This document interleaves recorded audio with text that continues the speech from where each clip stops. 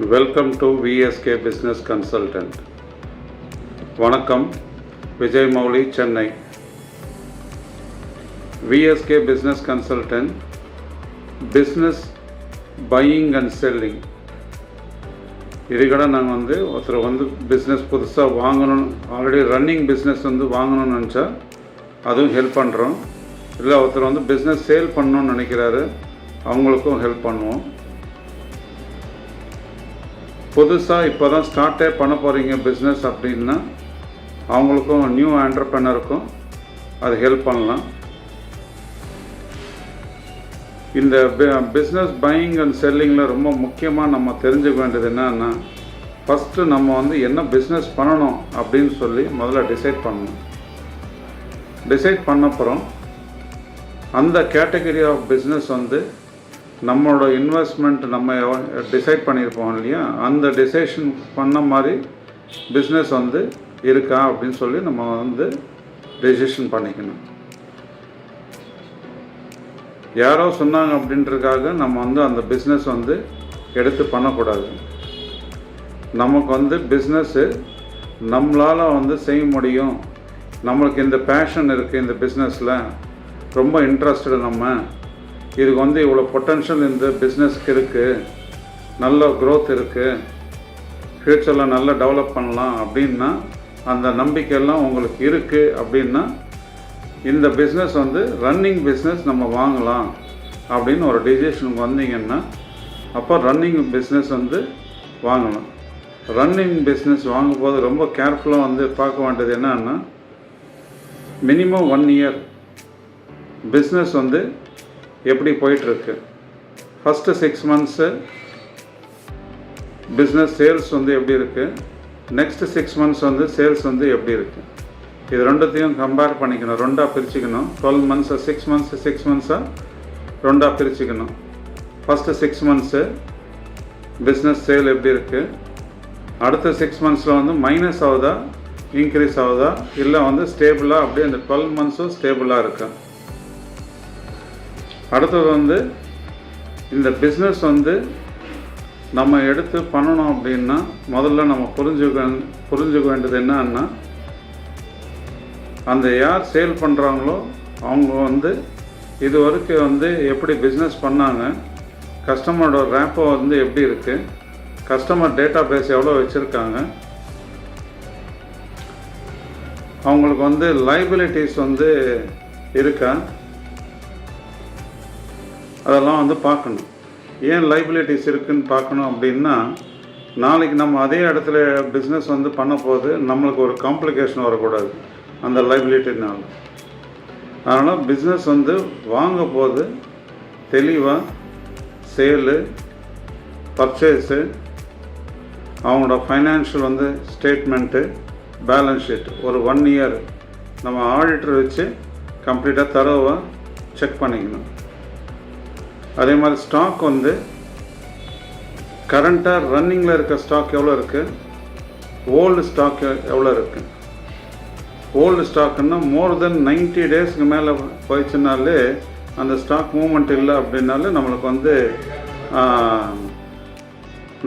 அது ஒரு பெரிய மைனஸ் பாயிண்ட் தான். இப்போ சப்போஸ் 10 லேக் ஸ்டாக் இருக்குது, அதில் ஒரு 7 லேக் ஸ்டாக் டெட் ஸ்டாக்கு, அது நான் மூவிங் ஐட்டம் அப்படின்னு சொல்லுவாங்க. 3 லேக்ஸ் மட்டும்தான் ஸ்டாக் சேலுக்கு எப்பயுமே ரெகுலராக சைக்கிளிங்கில் இருக்குது. அப்படின்னா 7 லேக் ஸ்டாக் நம்மளுக்கு லாஸ். ஸோ அதுக்கு தகுந்த மாதிரி நம்ம அவங்ககிட்ட ப்ரைஸ் நம்ம நெகோஷியபிள் பண்ணி பண்ணணும். அதில் ரொம்ப முக்கியமான விஷயம் என்னென்னா, 7 லேக் ஸ்டாக் டெட் ஸ்டாக் இருக்குது, 3 லேக்ஸ் சைக்கிளிங்கில் இருந்தால் கூட அப்போ கூட சம்டைம்ஸ் ரொம்ப சக்ஸஸ்ஃபுல்லாக பிஸ்னஸ் நடக்கும். எப்படின்னா, கஸ்டமர் பேஸ் ரொம்ப ஜாஸ்தி இருக்குது. டெய்லி நம்ம என்ன எக்ஸ்பெக்ட் பண்ணுறோமோ, பிஸ்னஸ் இவ்வளோ நடந்தால் தான் நம்ம ரன் பண்ணவே முடியும், நம்மளுக்கு இவ்வளோ ப்ராஃபிட் வரும், இவ்வளோ எக்ஸ்பென்ஸ் இருக்குது அப்படின்னு இருக்கும். அந்த 3 லேக்ஸ் ஸ்டாக் வச்சு பிஸ்னஸ் பண்ண போது அப்போ இந்த 7 லேக்ஸை கிராஜுவலாக நம்ம வாங்கிட்ட அப்புறம் நம்ம கிராஜுவலாக கம்மி பண்ணிவிட்டு அந்த 7 lakhs கம்மி பண்ணிவிட்டு இந்த 3 lakhsக்கு பதிலாக 6 lakhs வந்து ஸ்டாக் வந்து இன்னும் குவான்டிட்டி வந்து இன்க்ரீஸ் பண்ணலாம். வெரைட்டி இன்க்ரீஸ் பண்ணுறோமோ இல்லையோ குவான்டிட்டி வந்து இன்க்ரீஸ் பண்ணலாம்.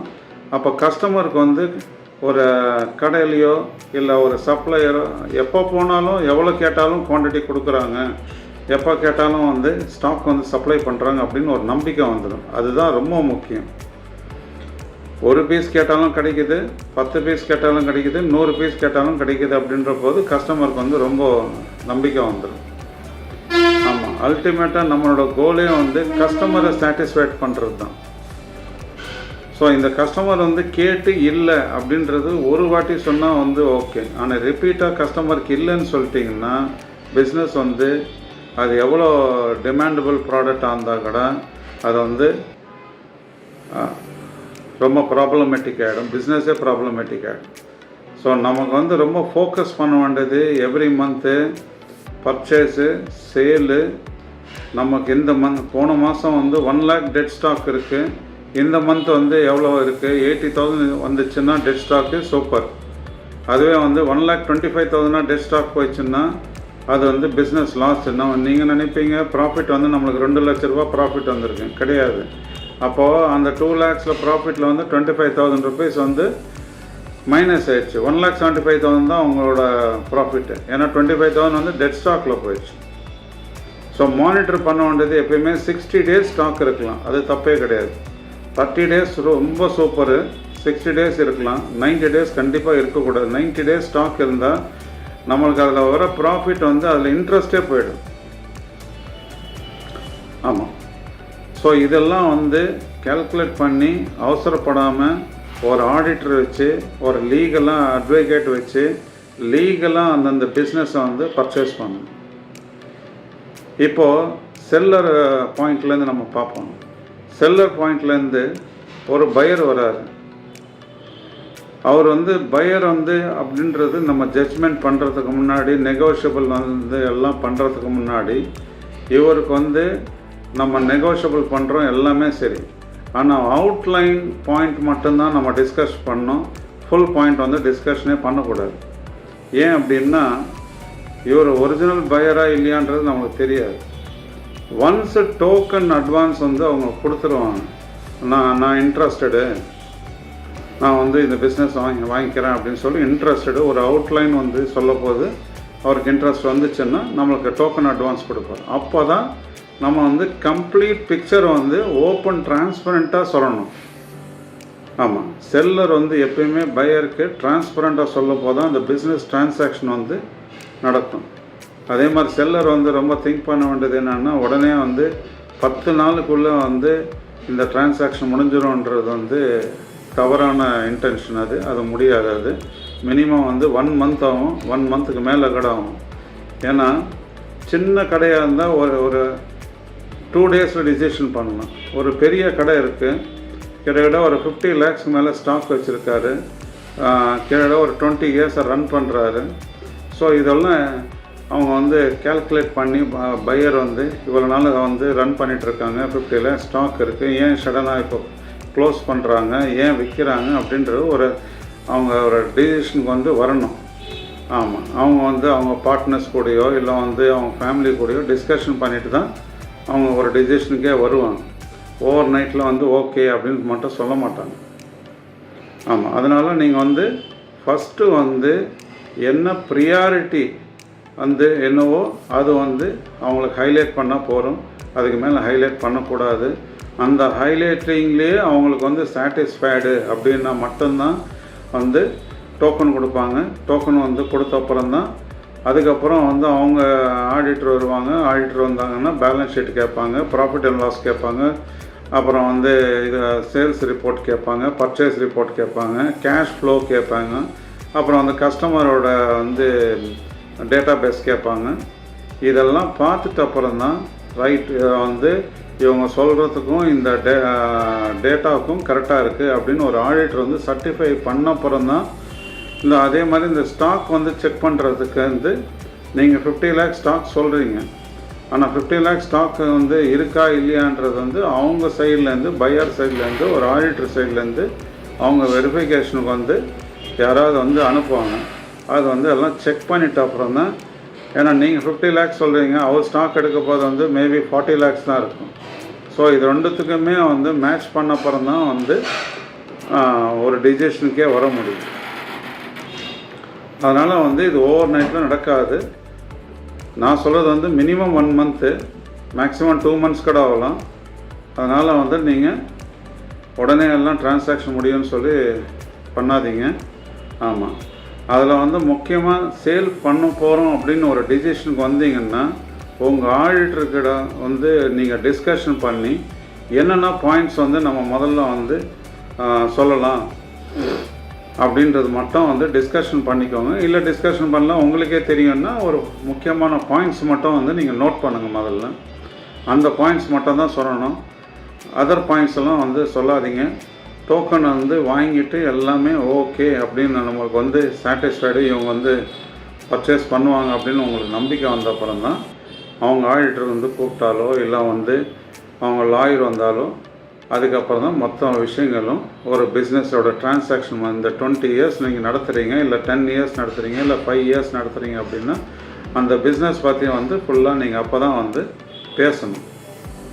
எடுத்தோடனே எல்லாமே பேசுனீங்கன்னா அது கரெக்டாக வராது. ஆமாம், நீங்கள் வந்து விஎஸ்கே பிஸ்னஸ் கன்சல்டன்ட் மூலிமா ஒரு பிஸ்னஸ் வாங்குறதோ பிஸ்னஸ் விற்கிறதோ என்ன பெனிஃபிட் அப்படின்னா, நாங்கள் வந்து ஒரு பையர் சைட்லேருந்து ஒரு செல்லருக்கு பையரோட பெனிஃபிட் என்ன, செல்லரோட பெனிஃபிட் என்னான்றது பையர்கிட்ட சொல்லுவோம், பையரோட பெனிஃபிட் என்னான்றது செல்லர்கிட்ட சொல்லுவோம். இவங்க 2 பேரோட இதை வந்து கனெக்ட் பண்ணி நாங்கள் வந்து ஒரு நெகோஷியபிள் பண்ணி கொடுப்போம்.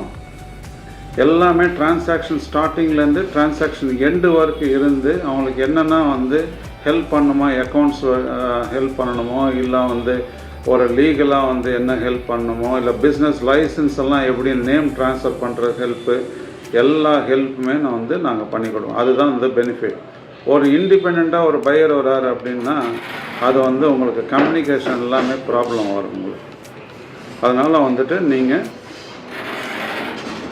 விஎஸ்கே பிஸ்னஸ் கன்சல்டன்ட்டில் மூலிமா பண்ணிங்கன்னா இந்த பெனிஃபிட்ஸ் எல்லாம் வந்து உங்களுக்கு கிடைக்கும்.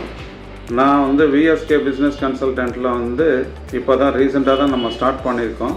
ஆனால் விஜய் மௌலியோட டோட்டல் எக்ஸ்பீரியன்ஸ் வந்து 41 years எக்ஸ்பீரியன்ஸு.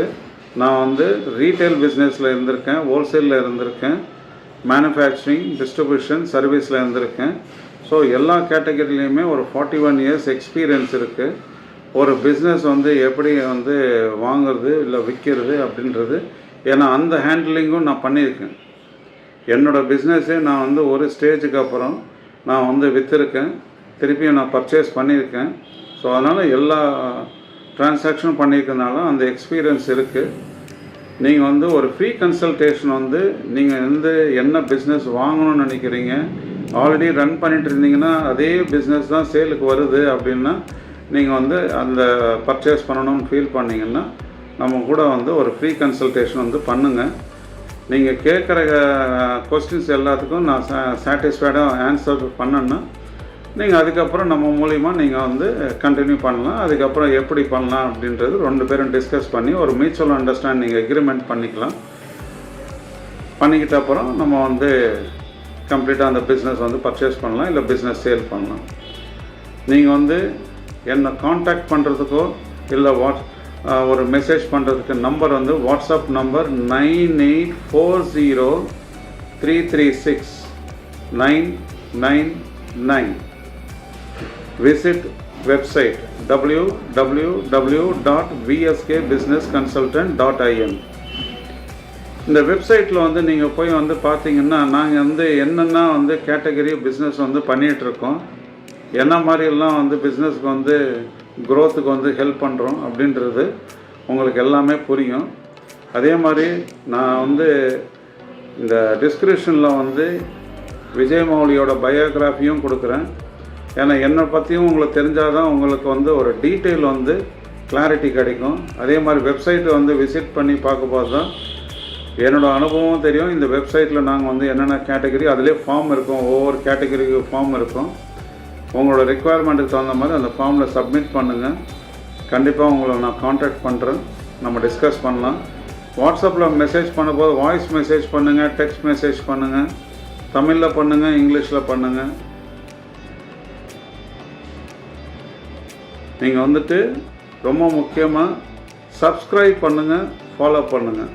சப்ஸ்கிரைப் பண்ணுங்கள், ஃபாலோ பண்ணுங்கன்றது எல்லோரும் சொல்கிற மாதிரி நான் சொல்லலை. இன்னும் சப்ஸ்கிரைப் ஏன் பண்ண சொல்கிறேன்னா ரொம்ப முக்கியம். இப்போ நீங்கள் நம்மக்கிட்ட சொல்கிறீங்க, இந்த மாதிரி ஒரு பிஸ்னஸ் இந்த மாதிரி எனக்கு பர்ச்சேஸ் பண்ணணும், நீங்கள் எனக்கு ஆர்கனைஸ் பண்ணி தர சொல்கிறீங்க. இப்போ பிஸ்னஸ் ஒன்று வருது, நீங்கள் கேட்ட மாதிரி ஒரு பிஸ்னஸ் வருது, நான் வீடியோ போடுறேன், சப்ஸ்கிரைப் பண்ணியிருக்கீங்க, உடனே உங்களுக்கு நோட்டிஃபிகேஷன் வரும். ஸோ நீங்கள் அந்த வீடியோ பார்க்கலாம், வீடியோ பார்த்துட்டு உடனே என்னை காண்டாக்ட் பண்ணலாம். அதே மாதிரி நானும் வீடியோ போடுறதுக்கு முன்னாடியே உங்களை காண்டாக்ட் பண்ணலாம். ஸோ வீடியோ இருந்ததுன்னா யாராவது என்னை காண்டாக்ட் பண்ணலாம் அப்படின்னு நினச்சிட்டு இருக்க போது இந்த வீடியோ பார்த்தா உடனே ஞாபகம் வரும், ஆமாம் நேற்று நம்ம நான் இந்த மாதிரி பேசலாம்னு நினச்சோம், பேசல, இப்போ பேசலாம் அப்படின்னு சொல்லி பேசுகிறதுக்கு வாய்ப்பு இருக்கும். அதனால தான் சப்ஸ்கிரைப் பண்ண சொல்கிறேன், ஃபாலோ பண்ண சொல்கிறேன். ஏன்னா சப்ஸ்கிரைபும் ஃபாலோ பண்ண போது தான் இமீடியட்டாக நோட்டிஃபிகேஷன் வரும். அதனால் தயவுசெய்து சப்ஸ்கிரைப் பண்ணுங்கள், ஃபாலோ பண்ணுங்கள். நன்றி, வணக்கம்.